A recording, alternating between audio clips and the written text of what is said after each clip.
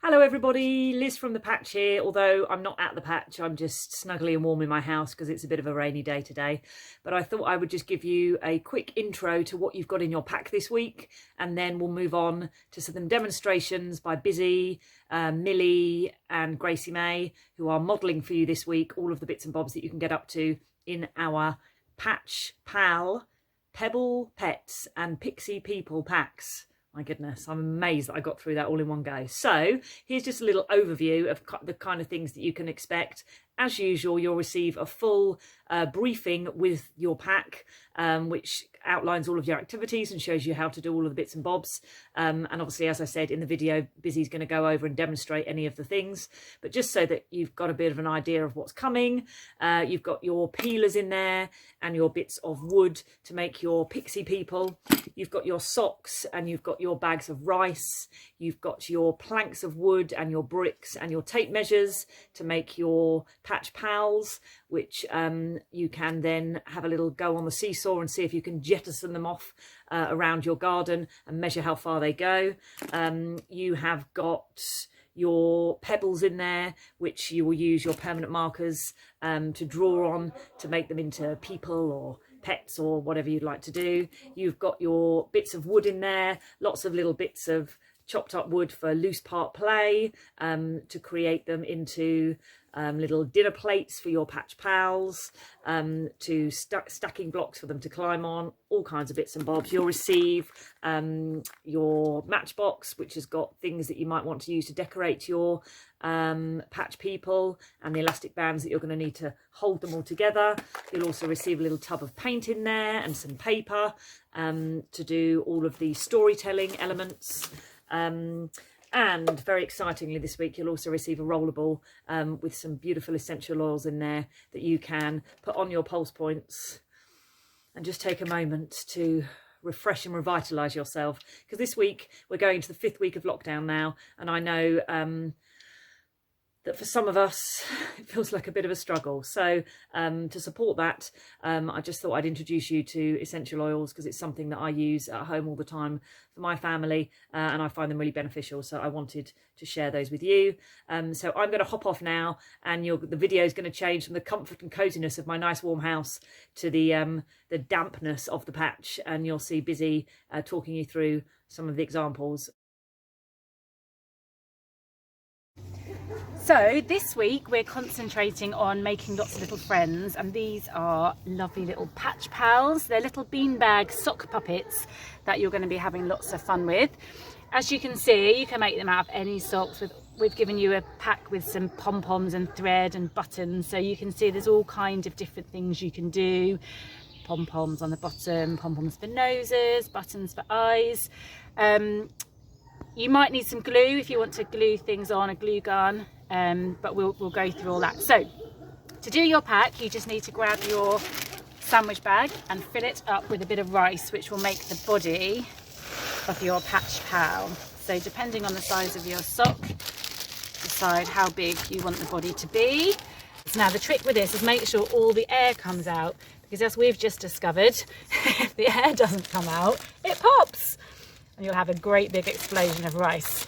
So once you've got your bag full of rice, you need to pop it into the very bottom of your sock, and the girls here have already got to that bit, so they're already at that point. So pop it into the very bottom of your sock, and then using one of your rubber bands, you just need to cut off the body and make a little neck for your pal.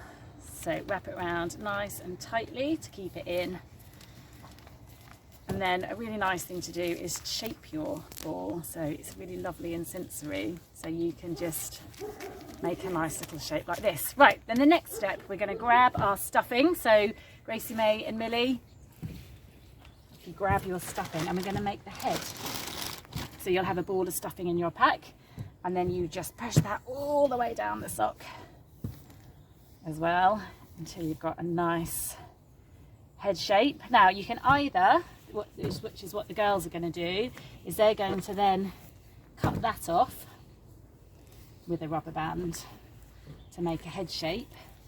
The other thing you can do is tie it in a knot, which gives it kind of like a little hat. like this. So once you've done that, how are you doing, girls? Gracie, I'd put a rubber band on yours like Lily has. And then the last thing to do before we start decorating it is to make ears. So you just take the top bit of the sock, my one's got really, really long ears, and simply cut all the way down the middle and stop just before you get to your knot or your rubber band. And then your little pal has got ears. So now we're on to decorating our patch pal. Obviously, if you like to keep things simple, these are super cute just like this. But you might want to put on a face. If your children want to do them completely on their own, you can just use your marker pens to draw on little faces. If you've got a glue gun, you could stick on, I really cheated here and actually stuck on those buttons as well. You can stick on the pom-poms. PVA would probably work, but I don't imagine it would last long. If you want to, you can do some sewing. I am not a sewer, so if you are, please don't watch the next bit, just get on and do it yourself. But if you're not, and you're happy to be a scruffy sewer like me, then I'll just show you how I would do it. So I'm going to do a little nose. So make sure you tie a knot in your thread so it doesn't come through, the longest bit of thread here, it doesn't come through the other side. And don't worry about the knot, because you can just sew over the top of it and hide it in there. And all you need to do is keep going over and over to make a little pink nose, and just make sure you go over it so that you hide all the green bits. So you can make a little nose like that. I mean, this is the bit which is probably really not very good. I would just decide if I wanted to do an eye, I would just sneak under there and then maybe do a little cross, so it would just be one stitch that way coming out halfway through, and then another stitch over here, and then I'm going to sneak over here to this side and I'm going to sew a little button on for the other eye. So I'm cheating here as well by choosing a button with just 2 holes rather than 4, so I can quickly show you that we'll just stitch that on a few times so that it stays on. And I would do this quite a lot of times, but I'm not going to do it on the video because it's boring to watch someone doing this. And then to finish it off, this is a bit that I don't want anyone, especially my mum, to watch because she'd be horrified.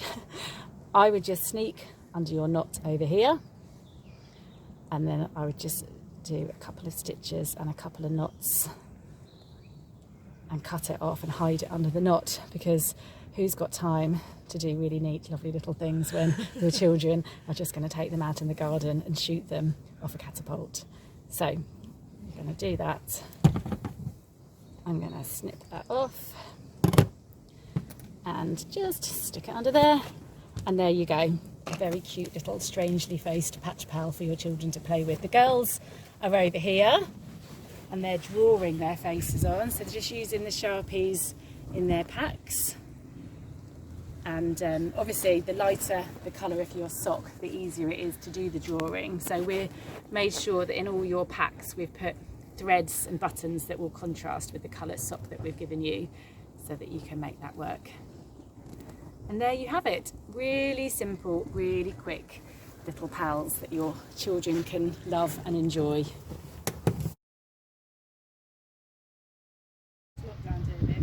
Yeah, go on then, Gracie May. Yay!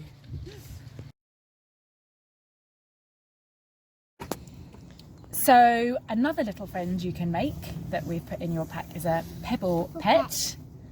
Thank you. We have coloured one side of the pebble for you and left one side blank, so you can either colour it in yourself like Gracie May has, or leave it blank and draw on that side. And all you need to do is, with your pens, we are going to draw ourselves a little pet. So I'm going to do a little beetle on mine. So I'm going to give it some little legs. They stick out like this. And I'm going to choose a different colour to do some little eyes. Sorry, I keep moving, don't I? At the front. So So your children might choose to do something completely different, and obviously anything they choose to do is completely fine. They might want to draw a frog or a bunny or something completely made up. It doesn't matter at all. It's their little pet. You might want to stick googly eyes on it if you have it at home, or you might want to leave it just as it is. And once you're finished and it's dried, this is your little pet that you're going to take good care of. You can make it a little bed. We've put some felt and things in there. You can make it a little bed. You can make it a little wigwam, a little teepee, or a little home. And you can keep it with you, take it on walks with you, and let it share your adventures. Yeah. One of our favourite things, I know it's also one of your favourite things at the patch, is our story village, and these little fellas that live in the story village. We're going to call them our pixie people, and they're super simple to do. So in your packs you'll find some wood that we've cut for you and a peeler. Now most people when they peel, well when they whittle, would do it this way, and so you can use a potato peeler that goes that way. We've just tried at home and my children really find these easier to work with, which is why we've given them to you. And all you need to do, and very importantly to remember, is that you whistle away from your body. We definitely don't want to be going this way because it will cause all kinds of problems. So we peel away from our body, and we've cut you long enough sticks that you can keep your fingers far enough away from where you're going to be peeling. If you want to wear a glove, you can wear it on this hand, the non-working hand, because you need to make sure that your hand that's working hard with the peeler hasn't got a glove on it, so it can hold on tight and not be slippery. So Gracie May and Millie and I are going to show you very simply how to do it. At one end of your stick, just start peeling. Turn your stick so you get all the way around. That's it. And the more you do, this is going to be a little hat, you'll find you can start making a little bit of a point. Now you might not want to encourage this too much, because what we've discovered in our house is my son likes to make things very pointy, and they're not always very safe. So yeah, he does. So you can just whistle away like this and give yourself a little head. And then for the face, just choose one side and give a little extra peel where you can get rid of the bark, so you can draw a little face in there. I'm going to pass my peeler over to Millie, so she's going to start over there. Once you've done that, you can choose some pens. We've put some permanent markers in your packs, but you might have paint markers, you might have acrylic markers. You can use whatever you've got, but the Sharpies we've put in are easy to use. And then you just need to colour in your little hat. So if you go down to where you've marked the face and paint all the way around, colour that in. We like to do spotty hats in our house, so we always do the hat first, or zigzags, Gracie May saying over here. So when you girls are ready, you can start doing your decorating. So when you've done your colour, you can add on any details. So we'll put some little spots on here as well.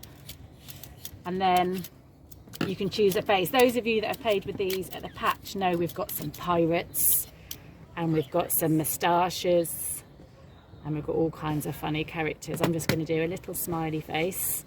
And then what you may all have discovered if you've got a pack at home is that Jolie, who's been making these for us, puts a little heart on the bottom, which we think is a really lovely thing, because it's love from all of us here at the patch. So I can't draw a heart on this one because it's all wobbly, but you could turn it over and draw a little something on the bottom.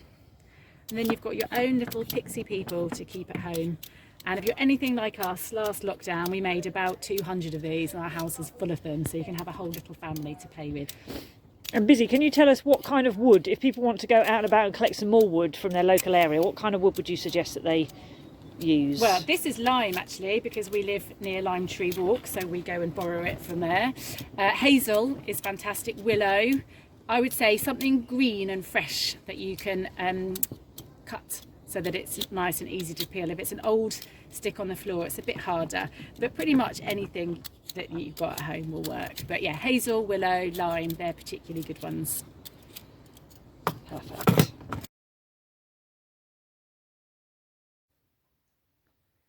So this week is National Storytelling Week, so we thought we would give you some little ideas of things you can do around the house with your children to make up and tell each other stories. So we're going to give you three examples, one with finger painting, one with creating a washing line, and one with using your Patch Pals or Pixie Pets. No, I've got that wrong. Patch Pals, Pixie People or Pebble Pets to create a little day in the life of story. So have a look at some of the things we've done for you and have a go at doing some of your own. Having a bit of a pajama day at our house today, so I thought it'd be a great time to show you some of the storytelling techniques that you can do with your children ready for this week's project. So one of the things that Millie's going to have a go at here is doing some painting. You've all got some little pots of paint in your pack this week. And Millie's going to do a bit of finger printing. So the tip with this is get some on your finger, but then use the edge of the pot to rub it off, not too much because you still want to get the impression, and then just blob it down on your piece of paper. So you can do that a number of times.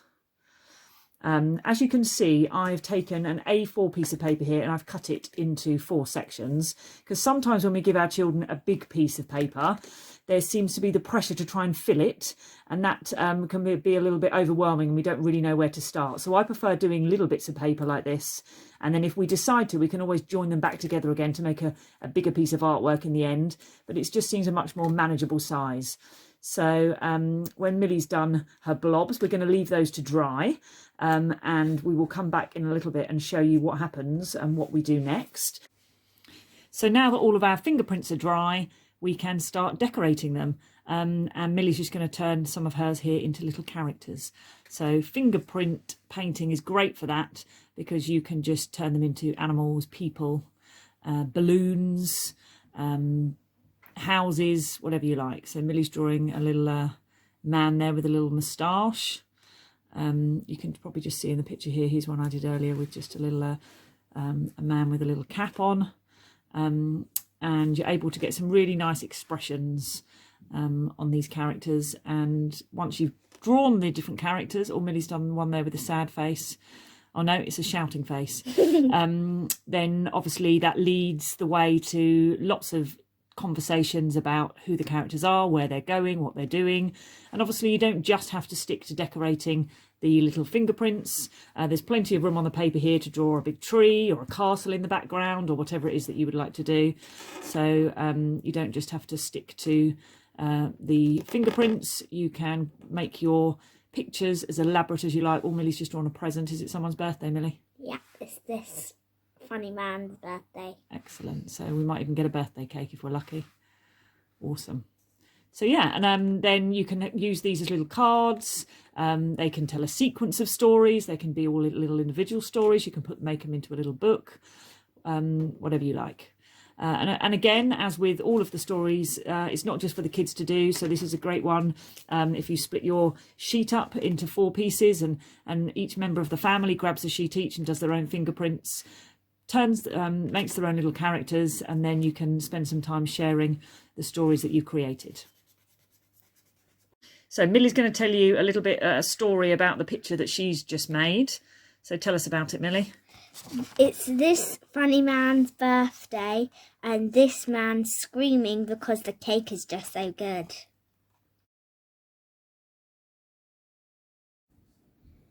So another of the story ideas that you can use this week with your Patch Pals is to set up a day in the life of a Patch Pal. So here we've got Millie setting up her Patch Pal's about to have its breakfast. It's having some Cocoa Pops. And we are going to do a little photo story for you. And you will see the Patch Pals in all different parts of the house and garden, up to all their different activities that they are doing throughout the day. And this is a great way to engage the children in using their Patch Pals to do all the same things that they do, but also noticing what the Patch Pals get up to that's a little bit different from your children's daily routine.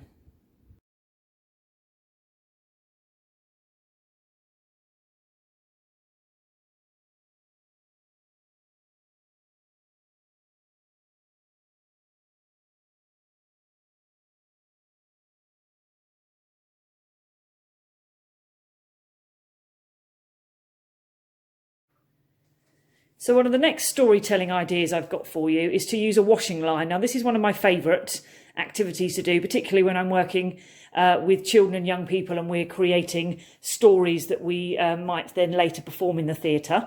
So at home I've just put some ribbon in between two of our kitchen chairs, as you can see, and I've asked my children to come up with some words to go on the line. So kids, if you want to go and hang your last words on the washing line for me. And they just go up in any random order you like. It doesn't matter what they look like to begin with. And then, as you can see, I'll just walk you through. We've got the word shy, city, plumber, bike, rain, old man, 2 p.m. I've also hung a couple of blank sheets on the end as well, because it might be that once you've had a look through the words that you've got to start with, that you need to add in some extras. So we'll be back in just one minute after we've rearranged these and show you what story we've created. So we've had a few moments to rearrange our words into our story order. We've added a few new words in, and this is how our story now sounds. It was a rainy day in the city, and the friendly plumber called Bob was riding around the city on his bike, doing all his plumbing jobs. His last plumbing job of the day was at 2 o'clock at an old man's house. Our old man's called Sydney, and he's very shy. But after Bob had finished doing his plumbing job and fixing Sydney's broken tap, they bonded over a mutual love of knitting and spent hours discussing different versions of the stripy jumpers and scarves that they'd made. The end. So those are all the ideas of things you can do with your pack this week. Obviously, as usual, you can be as creative as you like with all the bits in there and go completely off piste and do whatever you like. And whatever you end up making, we would love to see photos and video of what you've been up to. And a big thanks again for buying our project packs and helping to support the patch and keeping us going until we can all be together again. Take care, look after yourself and each other. Bye for now.